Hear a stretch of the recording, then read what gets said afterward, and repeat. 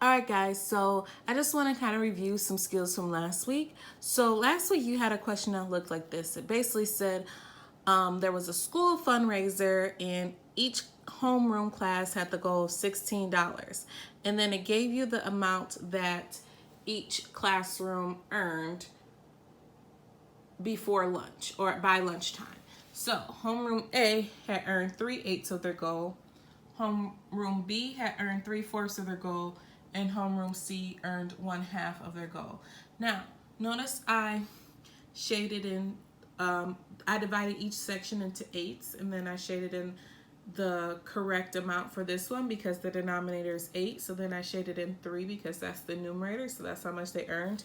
This one, I divided it into fourths and then shaded each section that was represented by the numerator, which is 3.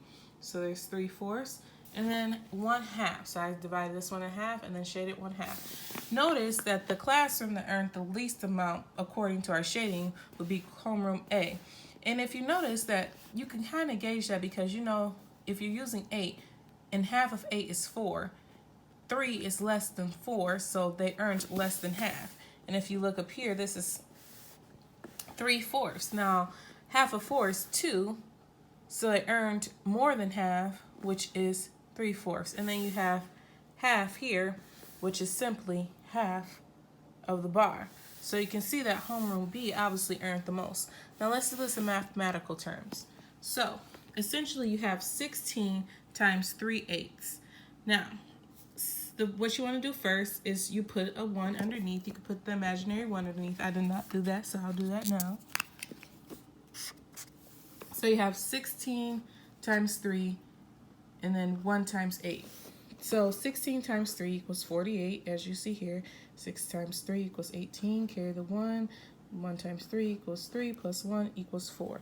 48. So then you have 48 over 8 because 1 times 8 is 8. Now, remember, this is called an improper fraction. So in order to see how much money they earned, we have to see how many times can 8 go into 48.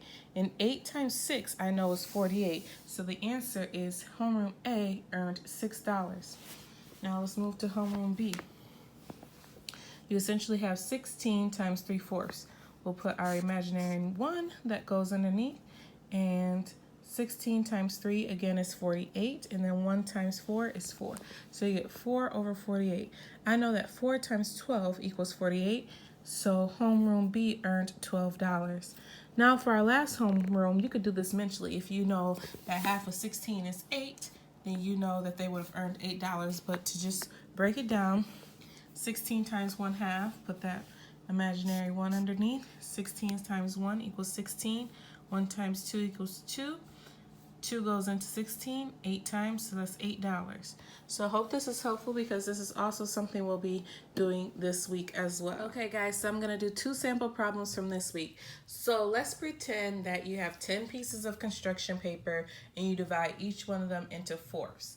How many 1/4 pieces will I have? So essentially, I'm asking how many times can 1/4 go into 10?